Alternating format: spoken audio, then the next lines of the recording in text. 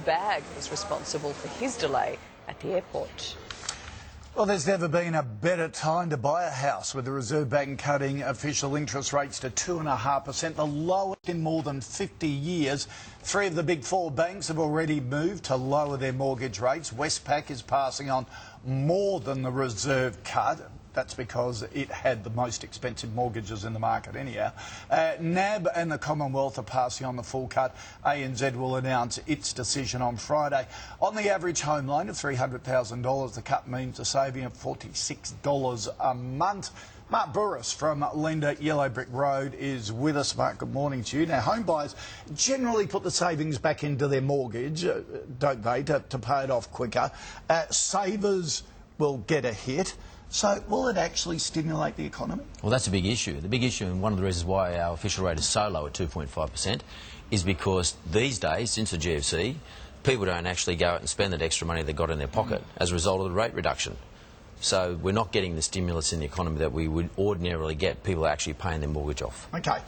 What will it do for the property market? Because I notice figures out showing Sydney up 6% in the last year, Melbourne 3%, Perth 11%, Brisbane almost 4%.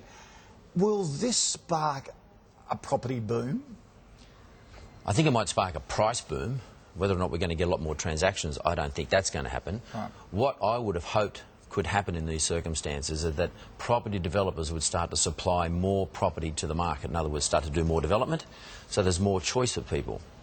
If that doesn't happen, all that is going to happen is prices will adjust upwards, and the saving that new buyers would ordinarily get from the interest rate cut will be cancelled out because prices will adjust for it. OK, all right. Always a confusing thing for me is home loans are the particular focus when rates are cut. How come credit card rates never move? They're still the Ned Kellys of the banking world, aren't they? They're just an absolute rip-off at 15 to 20% interest rates. I've got nothing to say other than I agree with you completely and wholeheartedly. They are the Ned Kelly account for the banks. OK, all right. So never have an outstanding balance on your credit card. You're just going to bleed through the nose. That's 100% correct, and there's just not enough competition in that environment to put the pressure on the banks to reduce interest rates. OK. If you're a borrower out there at the moment, what are the questions to be asking your banks at the moment?